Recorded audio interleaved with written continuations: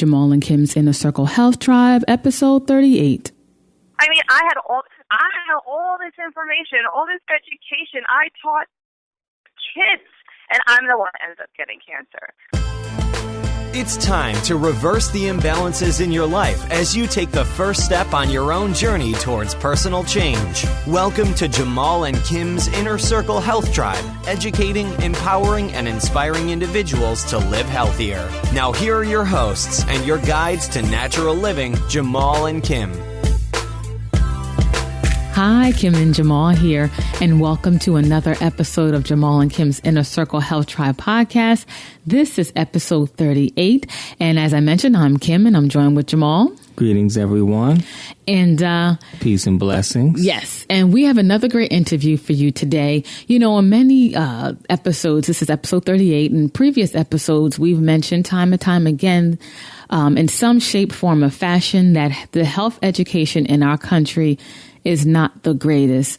A lot of times people go through school, graduate, and don't have the skills or the know-how to, achieve optimum health, sustain their health, just understand the importance of reading labels and how certain foods affect your bodies, knowing the various aspects of your body, really understanding and being in tune with yourself. A lot of these things are not taught in our basic education. And we're going to touch on that in this interview today with Stacie Strack. Stacie is actually a high school classmate of mine. And through Facebook, we've kind of stayed in touch. And, there's some things that happened to her over the past few years. And I definitely want to have her on the show to share her story. But Jamal, talking about health education, we do mention that a lot, that health education is not the greatest in our country. Yeah, I mean, I think this is definitely a great show because, we know that the health education isn't the greatest. I mean, in grade school, they spend very little time actually teaching you about really how to really take care of your body, how to feed it, how to maintain it, and definitely not from a holistic perspective. So by the time you graduate, you really just don't know what to do. Even in college, I mean, you have to really go out of your way to take health classes in order to empower yourself somewhat. So I think that this is going to be a great interview because she really speaks from an educator's perspective. Right. Because as an educator, you're going to learn health differently. As a health educator, you're going to learn it differently than, just a regular student that, is majoring into something else. But if you're learning as a health educator. Yeah, because you have to teach it. Yeah, you have to teach it. So your education is supposed to be different. You're supposed to have a different perspective, and you, at least whatever curriculum you have to follow, you should at least understand it on a deeper level. But as you're going to see in this show, that isn't always the case. So, I look forward to airing this. Yes. So before we dive into the interview, I just wanted to read a little bit about Stacie. Stacie grew up in Colonia, New Jersey. She graduated from John F. Kennedy High School in Iselin and went on to earn a Bachelor of Science degree from Montclair State University with a minor in community health services. After some time working in a doctor's office and then at a cancer ward of a hospital, Stacie began an 11-year teaching career in Woodbridge Township, New Jersey. She instructed high school health classes. Most of her time was spent teaching sex education to junior and senior students. Stacie is married to Richard Strack. They are now in their 12th year of marriage and have 2 children, Richie, who is 11 years old, and Sadie, who will turn 9 in August. After living in Middlesex, New Jersey, Stacie and her family moved to Jim Thorpe, Pennsylvania in 2011, where she has become involved with the holistic health field after a cancer scare that changed her life and direction. She is currently a Reiki Master and a certified holistic health practitioner. So without further ado, here is our interview with Stacie Strack.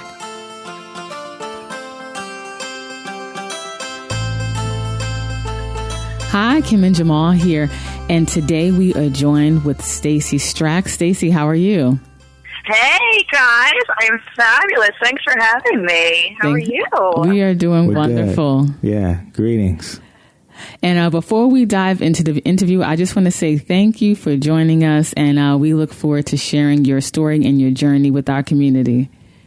Oh, you're quite welcome. I'm very excited about sharing anything that I know that could possibly help other people, because what are we here for other than doing that, helping others, right? Yeah, definitely. Right. And for those of you who don't know, Stacie and I go way back. We went to high school together and stayed connected through the wonderful platform of Facebook, and we've stayed connected over the years that way. You know, she's going to dive into her story in a little bit, but I definitely want to have her on the show. And Stacie, for our audience, for people just learning about you for the first time, you know, what is your personal story? Who is Stacie Strack? Oh, my gosh. You know, who is Stacie Strack? I think Stacie Strack is ever evolving, and I wonder day to day who she's going to be. But I sit here and I think to myself, who is Stacie back in the day compared to Stacie now?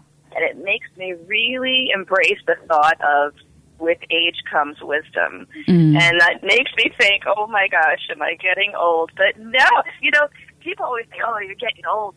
But what a gift that is, you know, because with things that I've been through recently in life and things we're going to talk about, age is such a gift to embrace that so many people just don't get. I mean, oh, it's my birthday again, I'm older. Oh, hallelujah, it's your birthday again. Thank God it is, because you're blessed to be here still. So I just want to get that out there. But yes, with age comes wisdom. I think about like our days in school where I was first real quiet, and then I developed to be in high school or in the play and louder and crazy, and you see where life takes you on a path. I think everybody can look back on their life and see different things that kind of come onto your life path, and you follow it, and you think, wow, all these things brought me to where I am now. I mean, for me, we're going to be talking about the cancer scare I had, and I look back when I was a child, and my grandmother and my grandfather were everything to me, and both died from cancer. And I think now what I've learned is kind of in their honor and in honor of any one of your listeners who have lost someone to cancer or had cancer, in honor of them, to transform your life and beat it and look at it as a bump in the road as opposed to a death sentence would be it's a wonderful thing. Right. Truly. Yeah. You know, I think too, when I look back, and I'm sure my dad will listen to this because he's not a computer guy at all.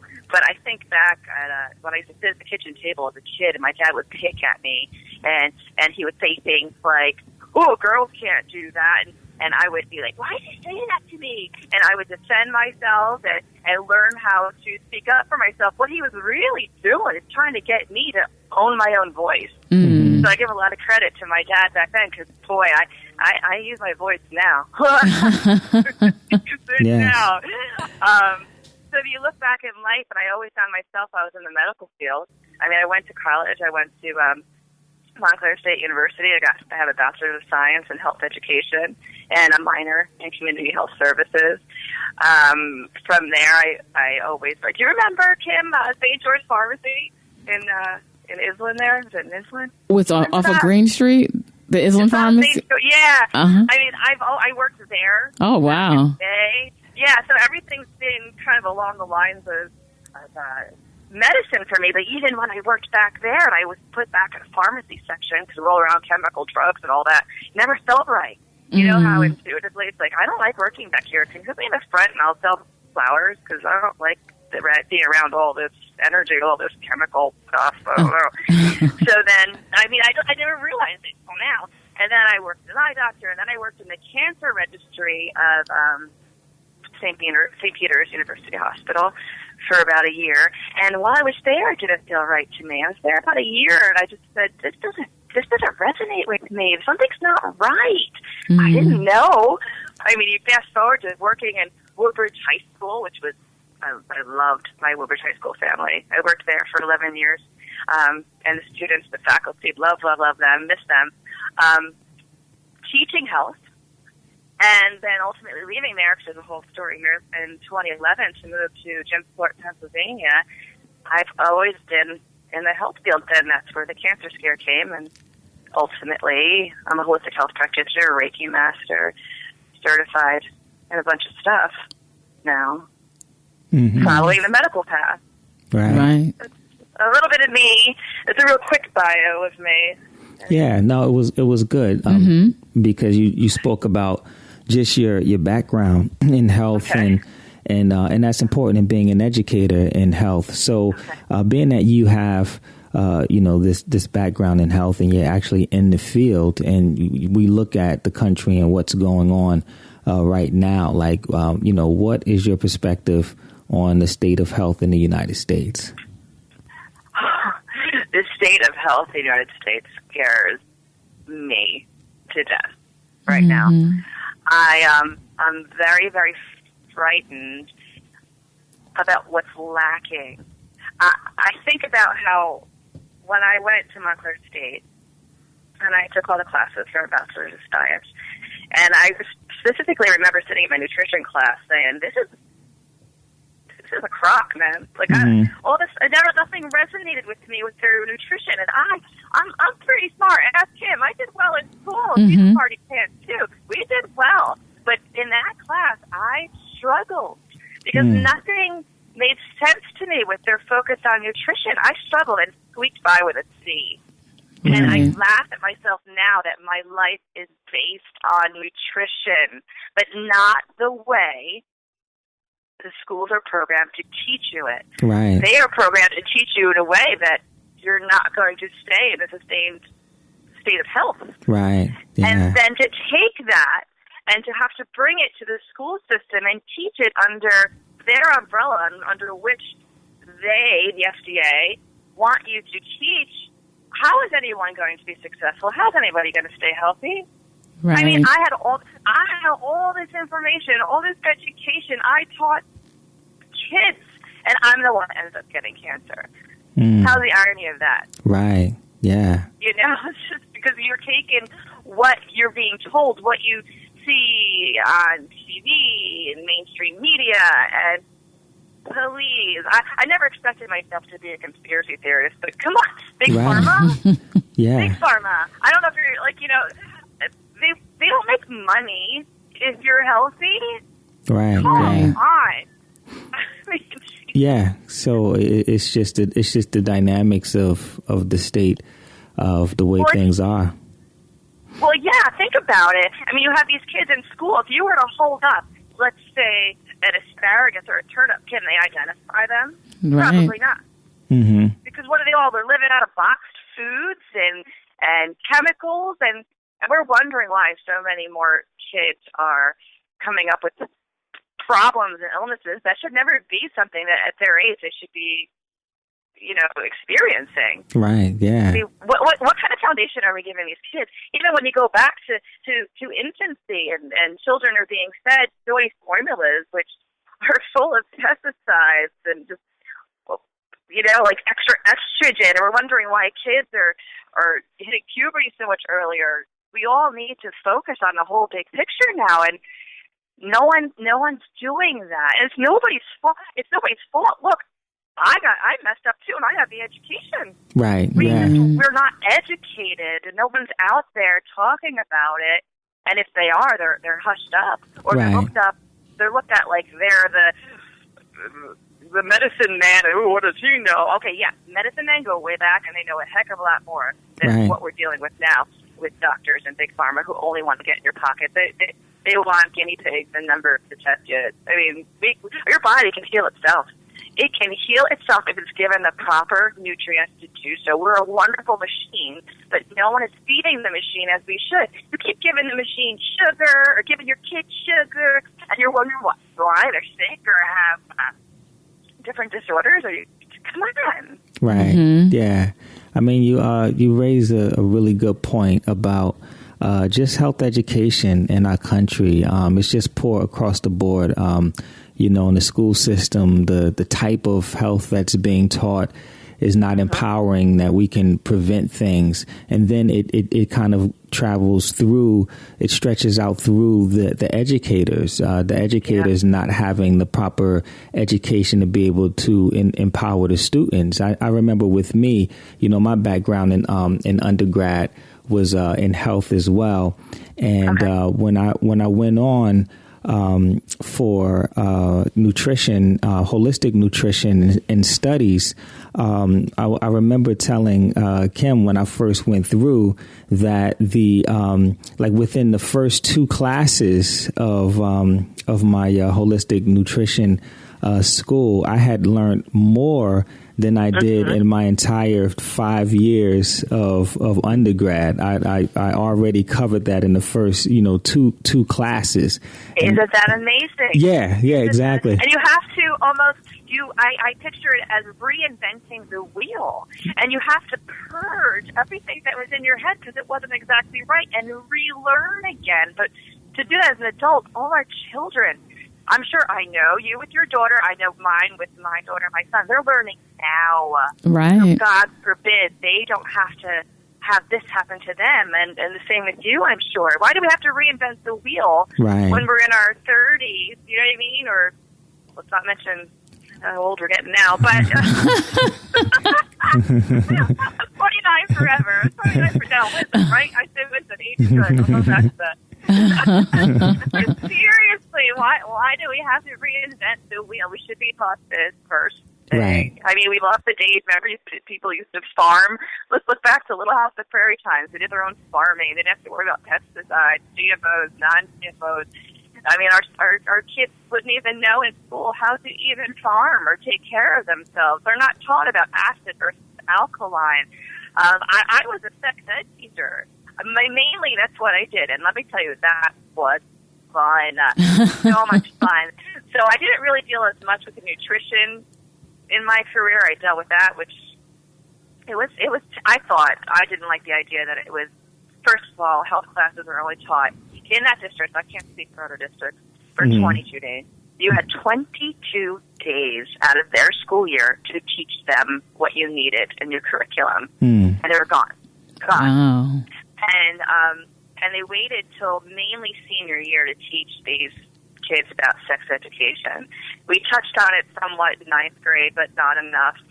And you had, you had barriers and stuff they were worried about, people complaining. If you're teaching them about things, then they're going to do them. I mean, kids are going to do things regardless. Yeah. So right. you better get them prepared. Right. I mean, they used to call me PBL. And PBL, it was said, they would say, hey, PBL, in the hallways. And that was my nickname, and it was the penis and vagina lady. And I hold that with such regard. And it's amazing. I miss not being PBL up here in Pittsburgh, Pennsylvania. But seriously, you had 12th grade to learn about sex education, and kids are twerking and stuff at like 6. Yeah. You know what I mean? Like, I don't understand what's happening. Where is everybody? What the hell is happening in the world? It scares me. Right. Honestly. And you pointed out something, just saying that, being the health teacher and then being the person to have a cancer scare. So can you dive into that story a bit? Tell us about this cancer scare that you had. How the cancer scare happened. Well, I was getting ready. I decided my husband was getting ready to retire. He's a little older than I am, and he said, "Do we want to move? Do we want to get out of Woodbridge area?" We had a 2-year-old and a 5-year-old, and the decision was very difficult for me because I was at the prime of my career, really loving my career. The thing deep inside of me, probably in about 2010, you have this intuitiveness that comes, and it said, "Stacie, it's time to go now. Something bad's going to happen." And I thought, "Whoa, what does that mean?" I remember standing in the phys ed gym office having this thought in my head, and I did tell some coworkers, "What does it mean?" I mean, I know all this stuff's going on in the world with these terrible things happening in schools and shootings and stuff. Does that mean? Oh my God, God forbid, I hope not. Well, no, it didn't. thank God, turned out to be that. But I said to my husband, okay, I'll give up everything. I was a queen bee. I'll give this up. I'll give up PBL, and we'll move to Jim Thorpe, Pennsylvania. Mm-hmm. Well, towards the end of my career in June 2011, I noticed that I started, my waist started expanding more so in one area on the right side. Mm-hmm. And what is this? I did not eat like I do now. I wasn't awful, but when I look back now, and we'll get to the whole cancer stuff, I think, well, of course I was eating something. My diet wasn't what it should be. Mm-hmm. But I wasn't eating in a way that I should have been gaining weight like this. So some people even asked me if I was pregnant. Mm-hmm. I was like, I got offended. Why would you say that to me? Mm-hmm. How dare you? So with the stress of packing and ending a career, as we know, I don't know if everybody knows, but with stress, your body becomes more acidic, so you would feed cancer more in an environment like that. So I didn't know that. And it was just a life event, so you had to pack up, you had to leave. So then I find myself in Pennsylvania, and I think, I should probably go get checked. I should go to the gynecologist. I skipped last year because I was so busy. So, also, too, to back up, this is the intuitive stuff, too. I remember laying in my bed in Jersey still, and I would hear in my head, Stacie, you have cancer. Wow. Stacie, you have cancer. And I ignored it. I had all these things happening, but I think because being so busy in a fast-paced lifestyle and just go, I didn't focus on these things. So I ignored it. Me. Okay, I was a teacher teaching a junior year. You would teach about cancer. The irony is ridiculous, but it's all meant to be. So I'd go to the gynecologist, and she's like, we thought this was going to be fun, and she's laughing. She's like, you might be pregnant, when they feel your stomach and your uterus area. And I thought, what? So then she pulled out the ultrasound machine and stuff, and it got very somber in the room. And I said, it's not a baby, is it? And she got very serious. No. So they rushed me to a local hospital. Now remember, I just moved here. I don't know where I am. Where is the hospital? I just moved here. So they did the ultrasound, and real quick, I got called back into the doctor, and they said they believed it was just a cyst. Cyst, it appears the way it's showing. It's just a cyst. Everything's going to be okay.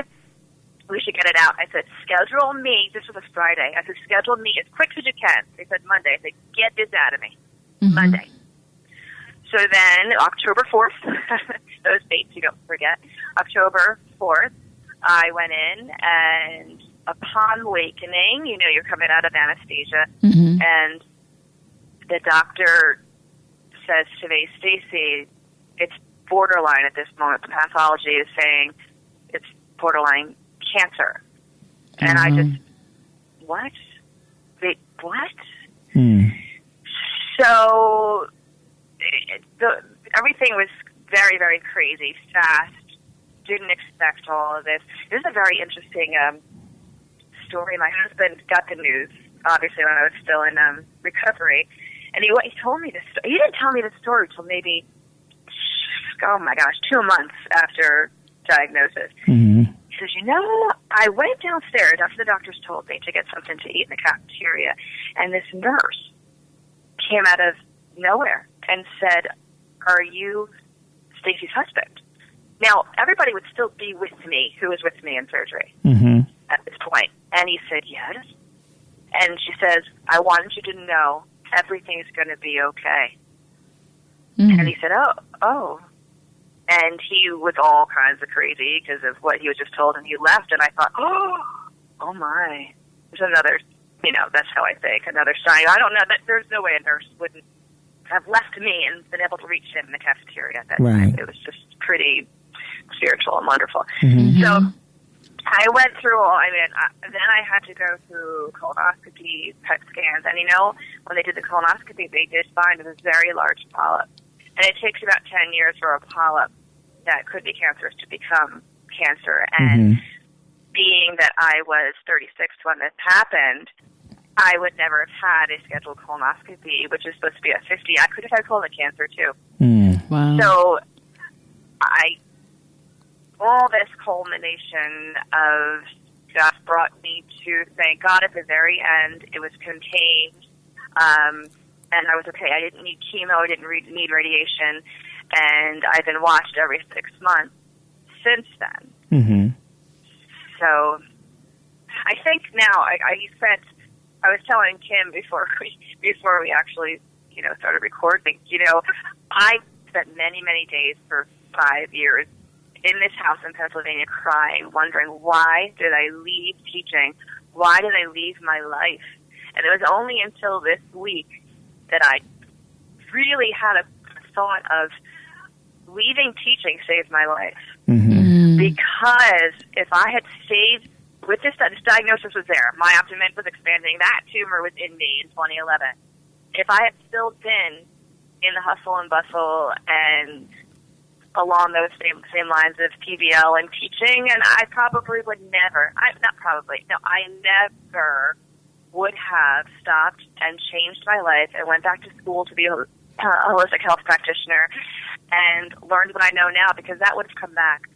Mm-hmm. In the holistic world, we know that if you don't treat the source, you're not treating anything. You're just putting Band-Aids on stuff otherwise. Right. So I never would have been able to understand the source, and it probably would have come back. Right. So when you got the scare, what type of, what course did that send you on as far as, looking at your body a little bit differently, trying to, Wait, Jamal, I cannot hear you on that. Yeah, can you hear me now? Now I can. Go ahead. Okay. Yeah, so when you got the scare, what course did that send you on? What made you begin to think a little bit more differently and become more holistic with your approach?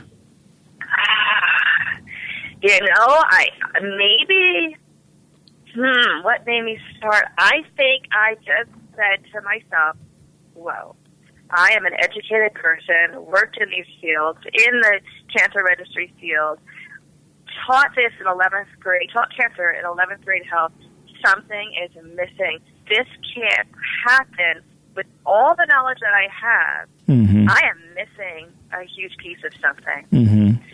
So I started thinking about holistic health and possibly going back old school, back to the way it was done, back to the way ancestors did things, mm-hmm. to Mother Nature, the earth.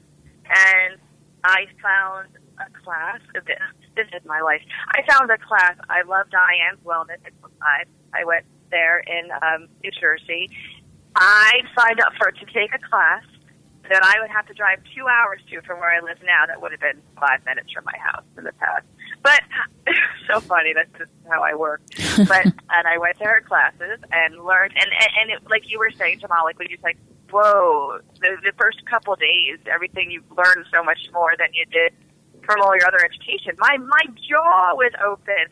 I felt so brainwashed, and I had to detox and get rid of everything I learned and have this big, pretty expensive diploma for, right. Great diploma. Yeah. So, I don't know, going there, and I relearned things and study on my own, constantly researching.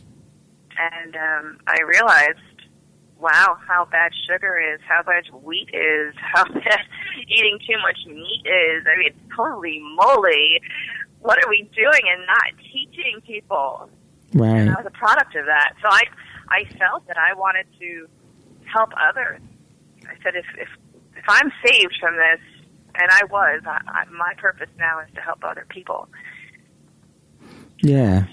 We one of the things that we always see in the field is that, many people that have their life challenges with their health, they always make the best healers. Right. So they go on, they're inspired to go on and help others and tell their stories and to use the knowledge that they have healed themselves with to help to heal others.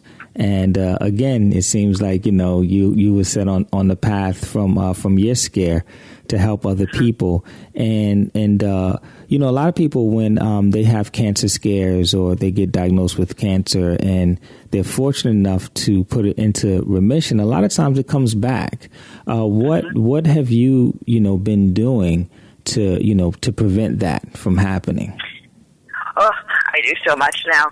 But when I talk to people, or I now see clients, they think, that's too much, you say so much. But the thing is, it's taken me years to get to this point.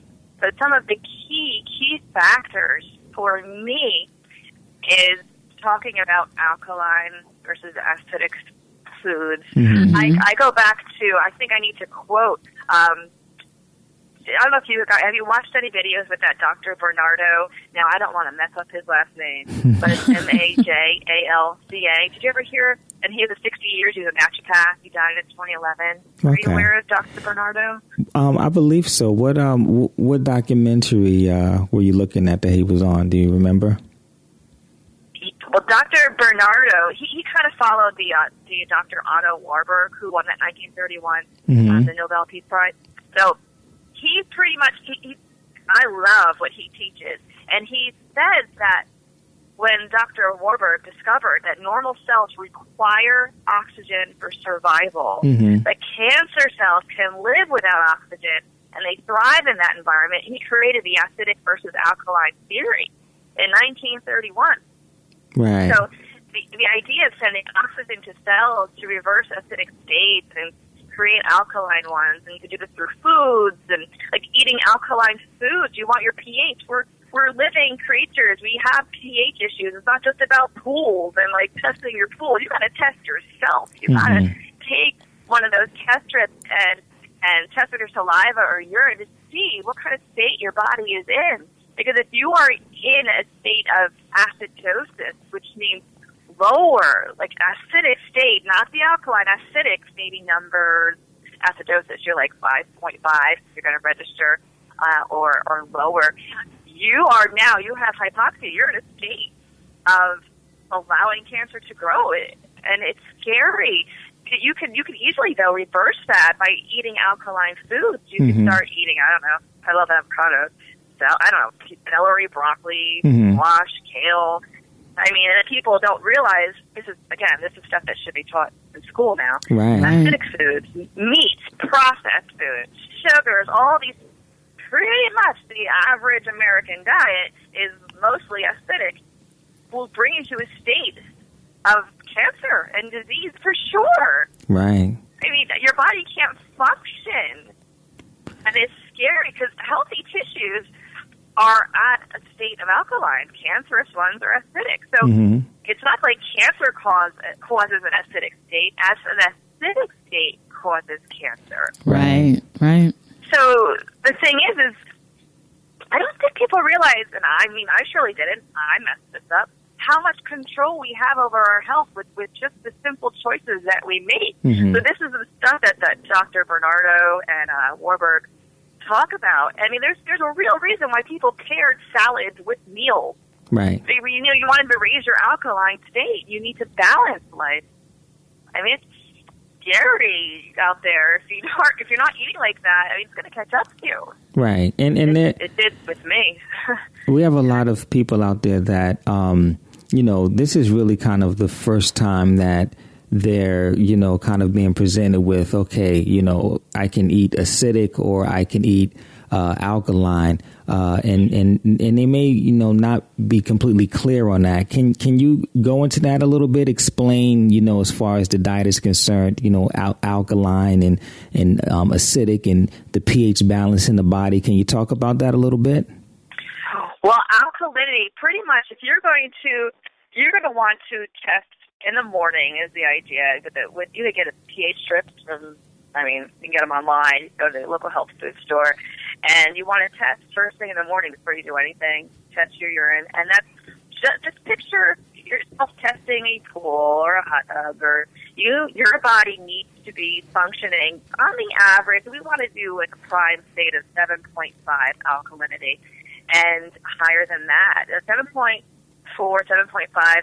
Cancer, technically, and can't really thrive in an environment like that. Mm-hmm. If you're below that, if you're like in a state of acidosis or 6.5, 5 point blood, that is the environment in which cancer is like, yes, I'm not getting much oxygen. You're giving me the perfect environment for it to multiply. It's crazy, and then that's when you're going to get sick. And if you're at 4.5, you're pretty much dead. Yeah. You cannot survive. Let's just say when people get pain throughout their bodies, whether it's rheumatoid arthritis, fibromyalgia, cancer pain, you're technically probably in a state of acidosis of 5.5. 5.3, and this is all chemistry and stuff. I never thought I'd be talking chemistry, but it's chemistry. This is chemistry that we have to relate to. That 5.3 is vinegar. Right. So that's how it measures. If you took a strip and you tested vinegar, 5.3. So could you imagine if you put vinegar in your veins, because that's pretty much the state that you're at. Mm-hmm. How can you survive on the state with vinegar running through your veins? You need to have a higher state of alkalinity, or else you're in trouble. Yeah. Even sending oxygen. I mean, cancer cells hate oxygen. Go work out. Oxygen with food. Plant-based sources. Send oxygen to those cells. Blow them up. Right. We don't want you here. You're not welcome in my house. No. Yeah. Right. Get them out.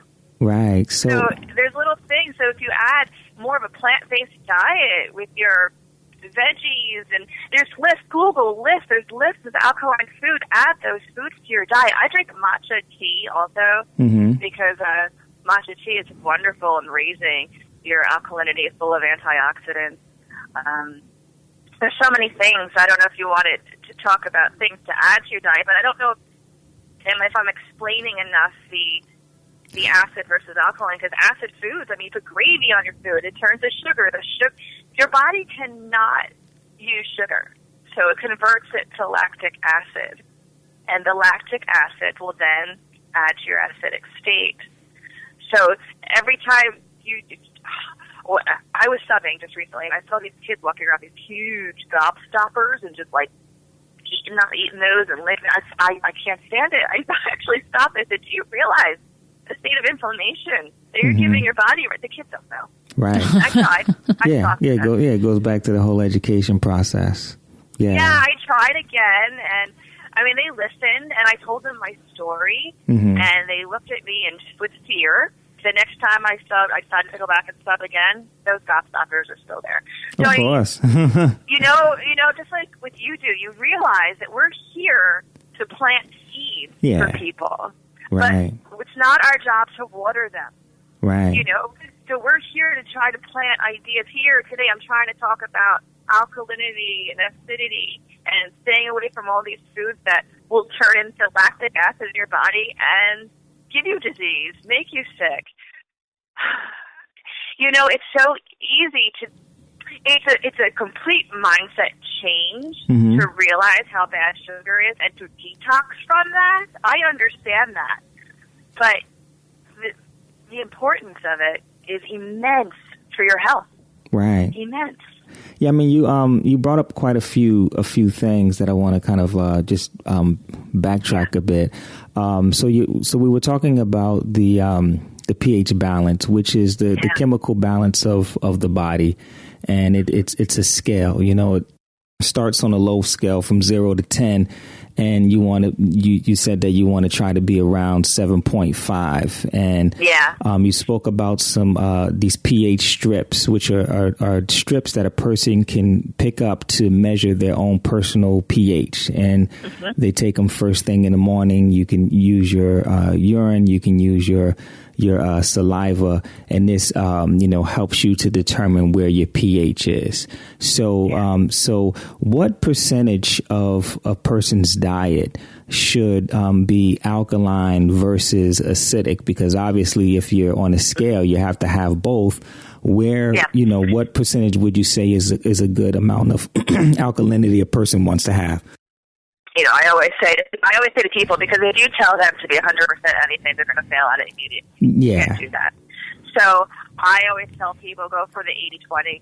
Right. Go for the 80-20. I make sure, let's just say for an example, this is hard for my husband, actually. He loves his breads and his pastas and his spaghetti sauces and his meat.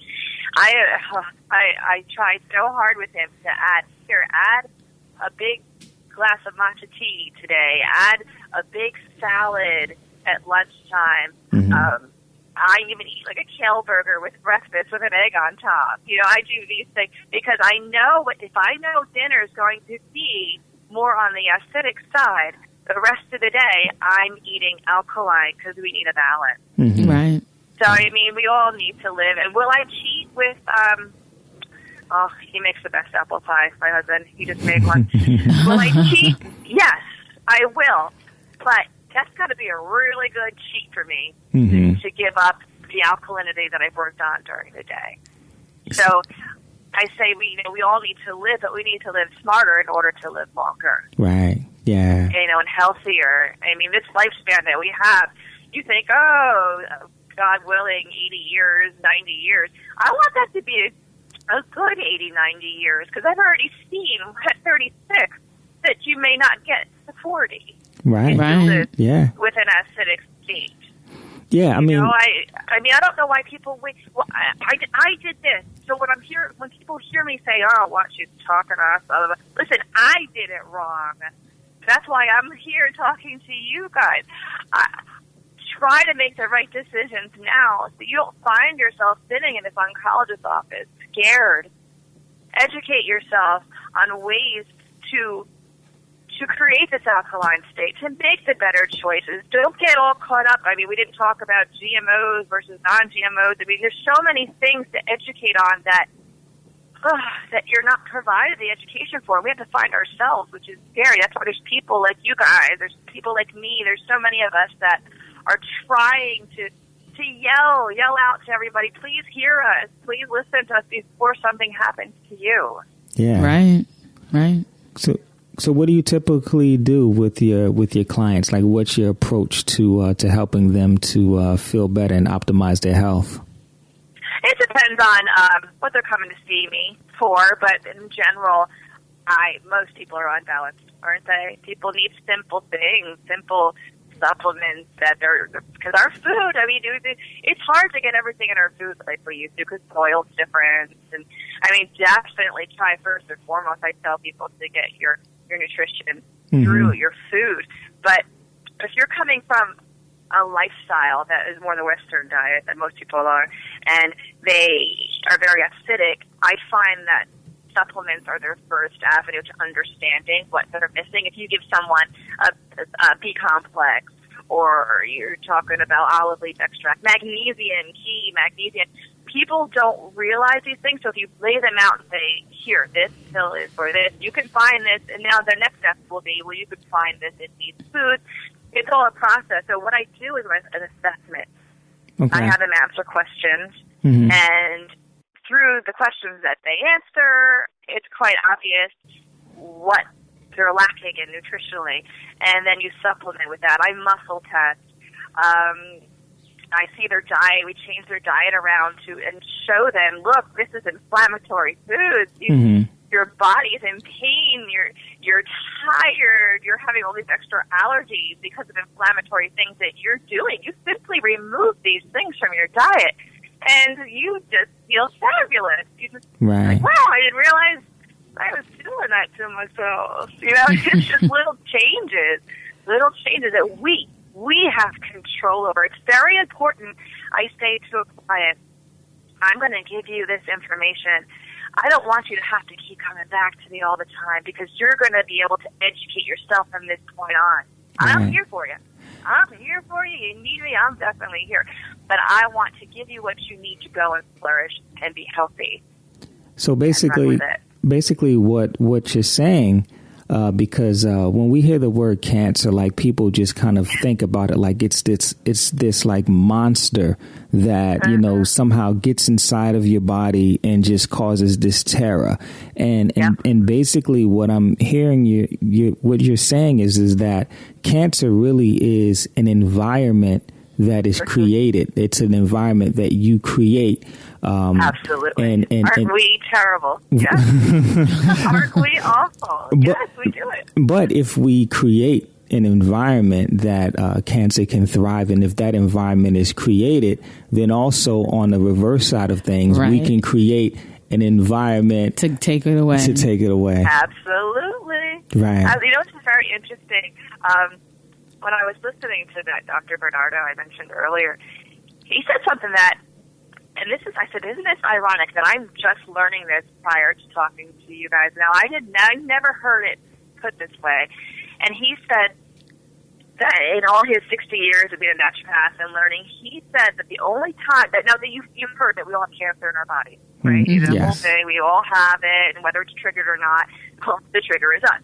But he said the only time you actually need cancer is it's carried by the sperm, goes to the egg. This is PBL talk now, everybody. Back to the PBL talk.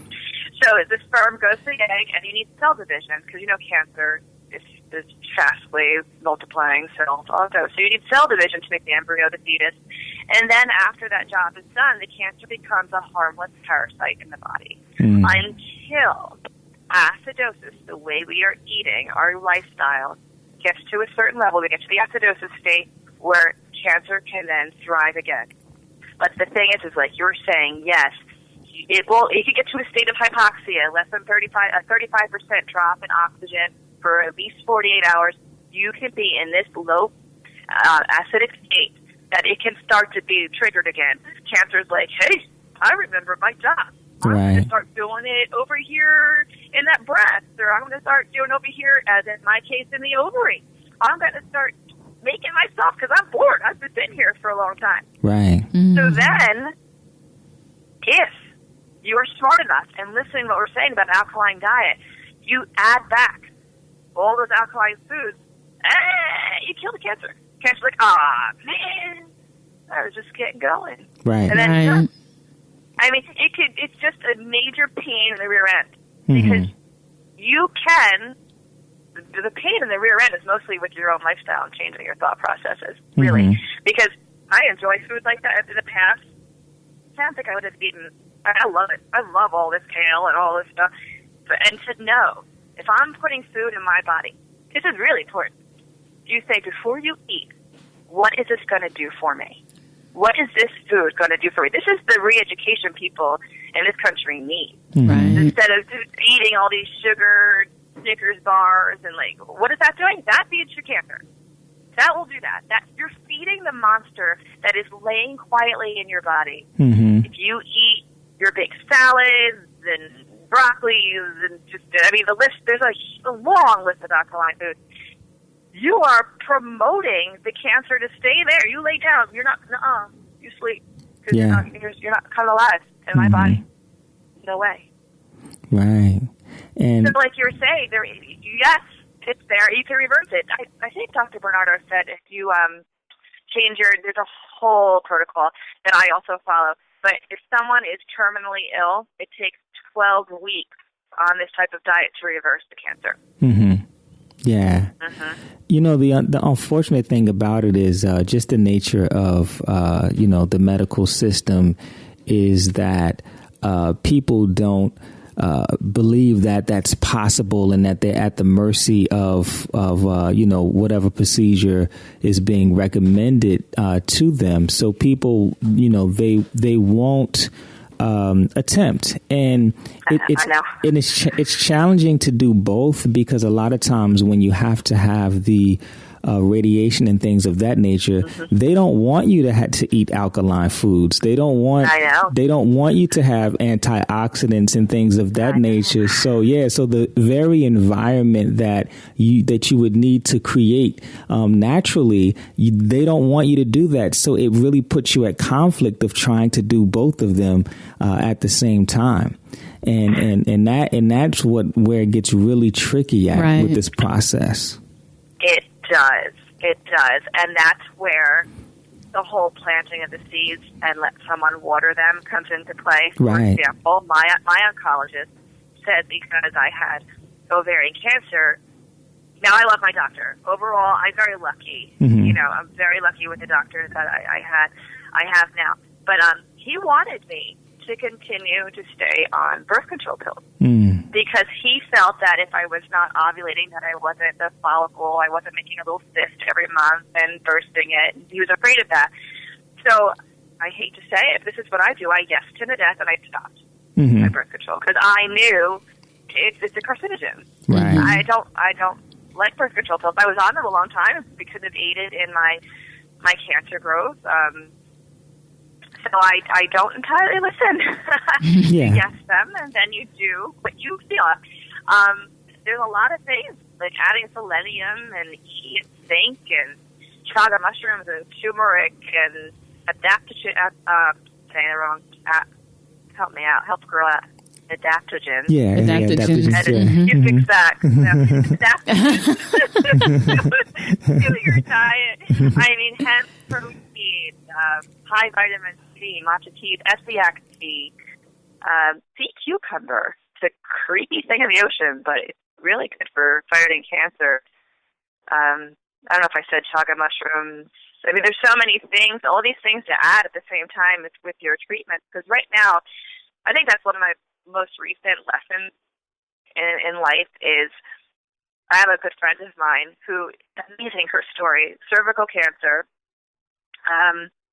We were doing all these protocols, like I was just listing so many of the antioxidants and the matchas and the Essiac teas and the alkaline diet.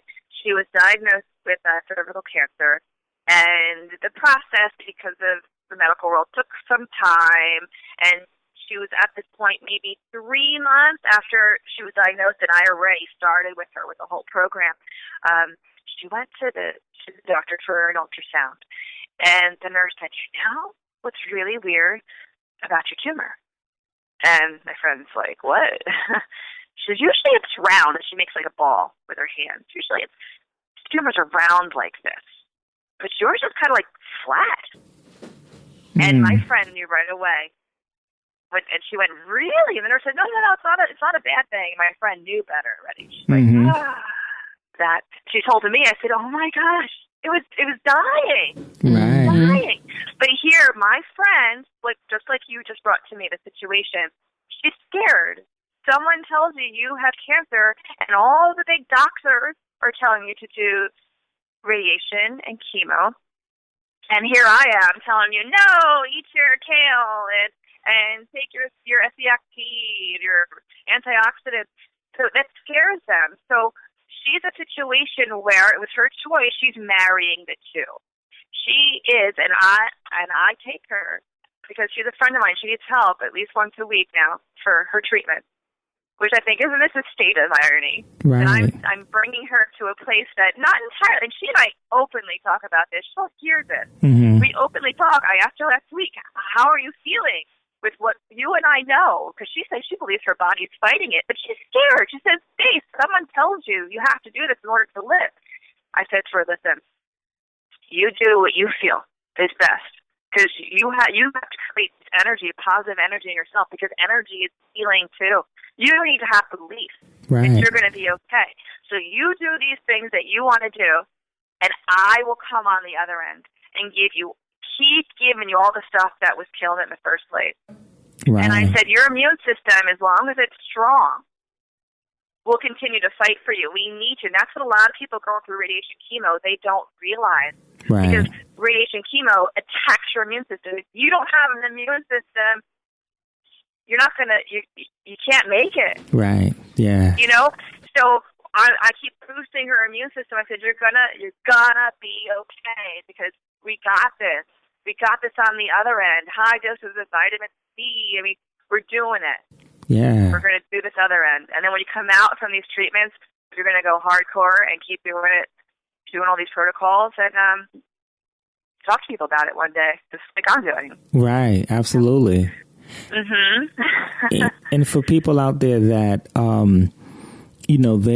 they want to, begin to protect themselves, not working on the back end. I'm trying to fight it, but actually, doing the things that they need to do to prevent it. What advice would you give someone that is in prevention mode? Oh boy, I actually say, in order to not get cancer, you have to live as if you do. Mm-hmm. And that means in your nutrition and your exercise routine to get the exercise with bringing oxygen to the cancer cells that hate them. Mm-hmm. Again, back to trying to be in an 80-20 with the alkaline diet.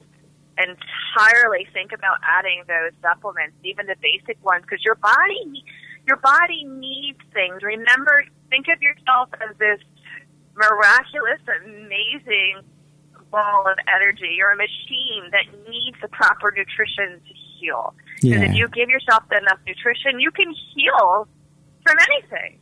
Right. Your body needs to trust you. Because I'm going to list some things for you. But I just keep.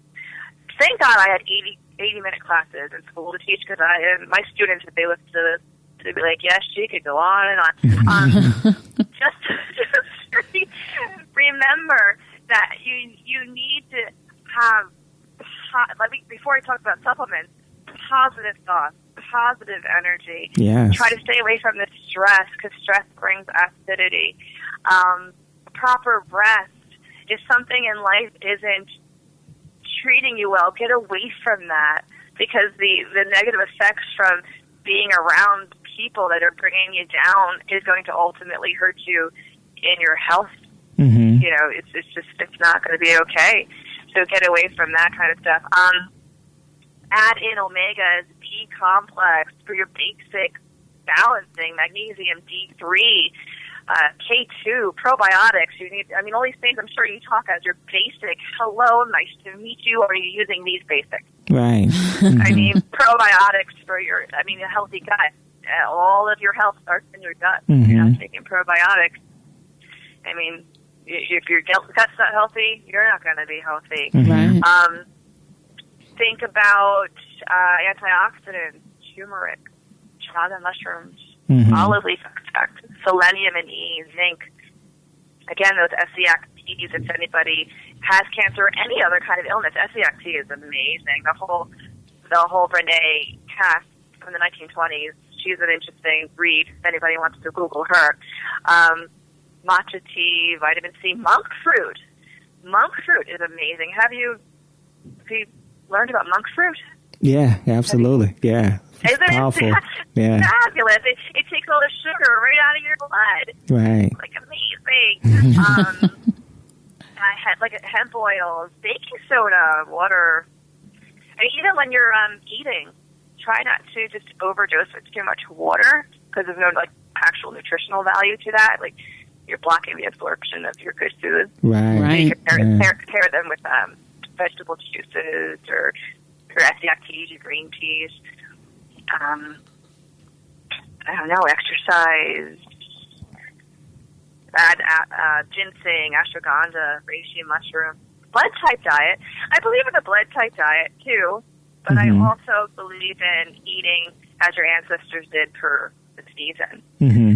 Yeah, I don't know if you've talked about or what your feeling is on blood type diet. Yeah, we think that they all have, all diets should be customized to the individual.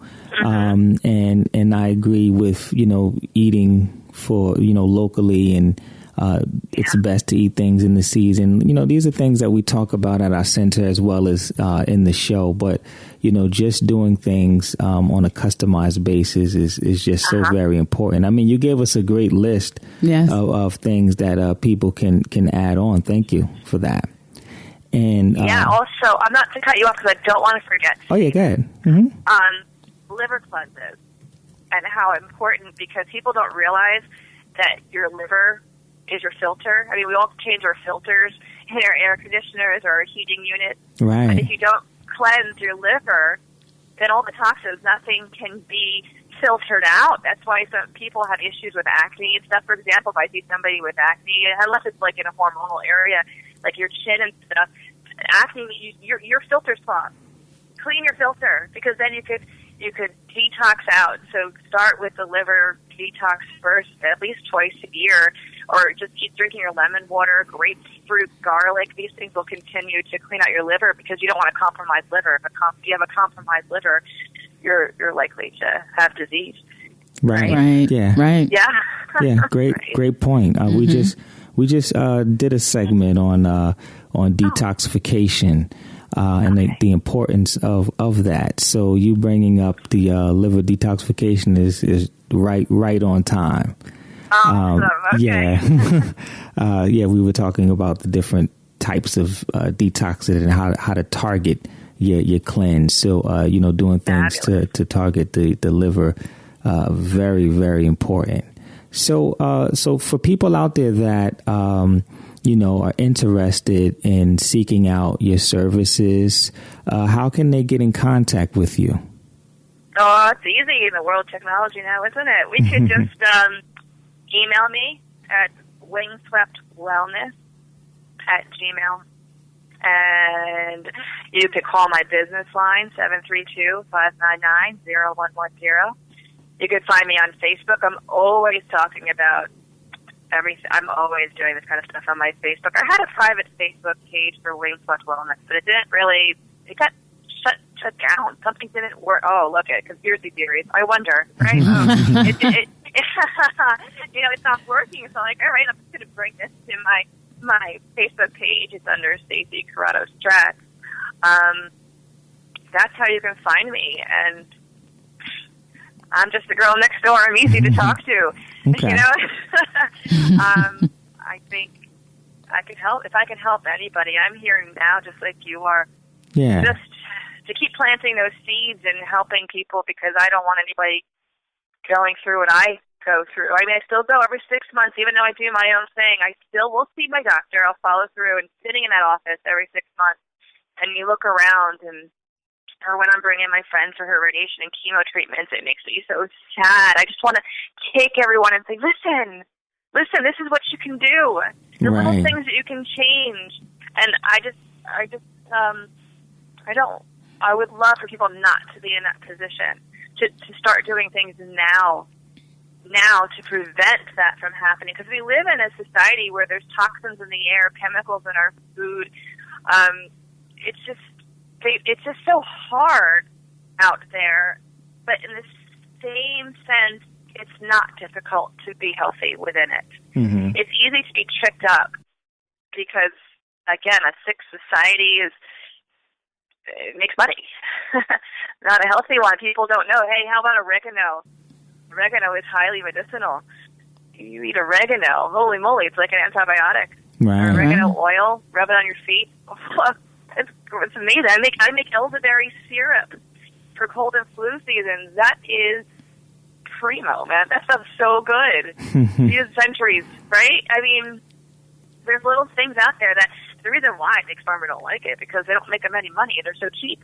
If people are worried about a budget, you can heal naturally on it doesn't cost a lot of money. The chemicals and all the big pharma is where your money's going to be. Mm-hmm. Mm-hmm. I don't want to give them my money. I'll buy some oregano. Right. Buy some elderberry syrup. So if there was one thing that a person could do right now, and it was only one thing that they could do to have the biggest impact on their health, what would you say that would be? Back to the alkalines versus acidity. Watch what that sugar does. Mm-hmm. Watch all the high acidic foods too. Okay. People, I mean, we're talking about cancer here, but it goes for all disease. Right. We all have weaknesses in our system, so depending upon our own immune system and where our weaknesses lie, whether it be fibromyalgia, diabetes, or cancer, this is something we've all basically eaten ourselves into. So you could change that. You could quickly change that. And in honor of all those people that we love and lost that were not given this information, live for them and put it in the face of Big Pharma. Mm-hmm. Do it for yourself because you can. Mm-hmm. Yeah, you can. Definitely.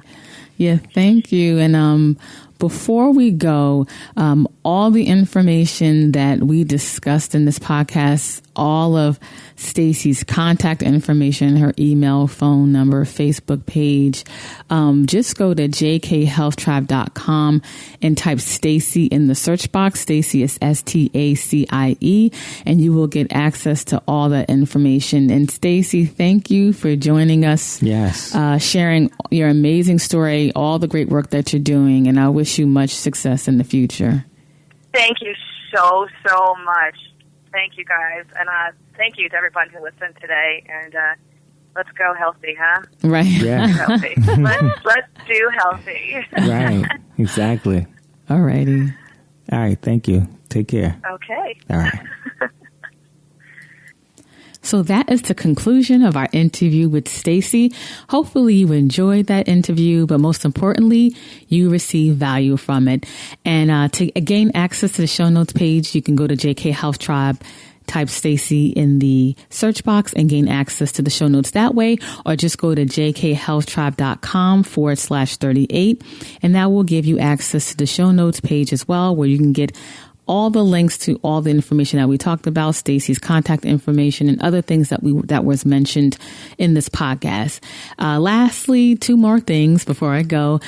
Make sure you shoot over to jkhealthtribe.com to check out our previous episodes, and also make sure you join our email list so we stay connected. If we're sending out blog posts and newsletters, and we're doing webinars, you guys can be notified right away. And lastly, I received some great news today that Google finally released their podcast platform. So for all you Android users, because Jamal and I are Android users, we can now access podcasts through the Google Play Music store. Of course, our podcast is free. So just go to jkhealthtribe.com/Google, and that link will take you directly to our page to subscribe to our podcast. So whenever we release new episodes, you will be notified right away and gain access to the new episode that we release each and every week. Okay, so until next time, live healthier. We hope you enjoyed your time with Jamal and Kim's Inner Circle Health Tribe. Thanks again, and we look forward to educating, empowering, and inspiring you to live healthier.